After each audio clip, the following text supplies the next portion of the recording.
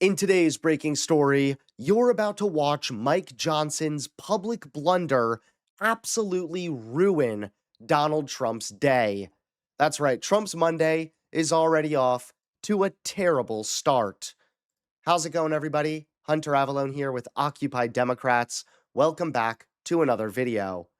Now, Donald Trump is an absolute disaster, and Trump and his administration are full of liars. The president lies consistently, and he's got a lot of people around him, the sycophants, including J.D. Vance, who lie on his behalf. You know, he's got the biggest platform in the country, the presidency, and he just says things. It's propaganda, again, not true.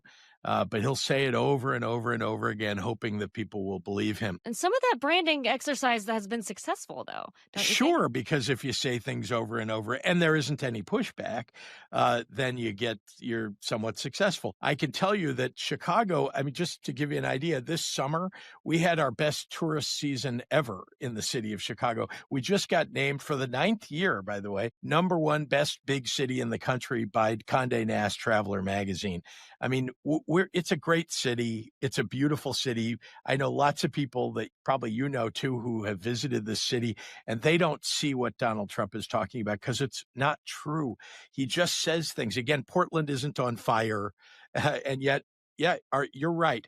He lies. He says it over and over again, and if it gets amplified by mainstream media or by podcasts or whatever, then there are people who might listen and believe it, but it's not true. And even top Trump allies like Bill O'Reilly are actually revolting against Donald Trump's policies. Let's make all the press agencies that cover the Pentagon sign a paper that they will not report anything that happens in the Pentagon unless they get permission from Pete Hegseth. Are you kidding me? So let me make it real personal. In 1988, I was working for ABC News, and I was given very, very heavyweight assignments. One of them was a Bradley fighting vehicle, which was a big Pentagon expenditure. Remember, the Pentagon spends almost $1 trillion a year discretionary. That means they spend it on whatever they want. Almost $1 trillion. Bradley fighting vehicle, they were spending enormous money on. They were triple billing. There were corrupt people inside the Pentagon triple billing. That means they were paying 3 times as much to build that vehicle as they should have. I put it on the air. I got the story. It was an award winner, one of the most proud stories I've ever done. Didn't get anybody's permission to do it. Pentagon hated it. Hated it. Went after me and everything like that.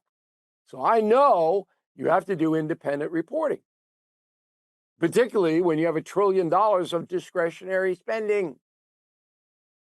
Hegseth doesn't want that. He wants everybody to, no, you don't do anything unless I sign off on it. No, it's not freedom of press. This craziness? No. And it's not going to hold. And now Mike Johnson just made everything worse. That's right, Mike Johnson's public blunder just ruined Trump's day. Take a look at today's top story. President Trump's day just fell apart, and it's all thanks to a stunning on-air blunder from his top ally, House Speaker Mike Johnson. During a tense ABC interview, Johnson was pressed on why he's still blocking the final Democrat, Adelita Grijalva, from being sworn into Congress, a seat that would give Democrats the votes they need to force the release of the Epstein files. When host Jonathan Karl asked if he could simply swear her in tomorrow, Johnson froze and made a shocking admission that instantly went viral. Instead of saying he couldn't, Johnson slipped and said he wouldn't.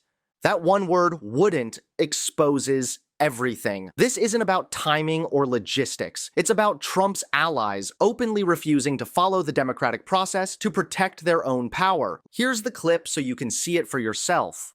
When are you going to swear in Representative-elect Adelita Grijalva? As soon as we get back to legislative session, when Chuck Schumer allows us to turn the lights back on. Why haven't you done it already? Because this is the way the institution works. I'm following the Pelosi precedent, by the way, when my dear friend from Louisiana, Julia Letlow, was elected to fill the seat of her deceased husband because of COVID. Nancy Pelosi took 25 days to swear her in. By the way, are you saying? Let me stop you. Are you saying that Nancy Pelosi refused to swear her in earlier? No, I'm saying that's my very point. Is this is the normal my process. understanding is that was the date that actually the representative-elect Letlow at the time requested.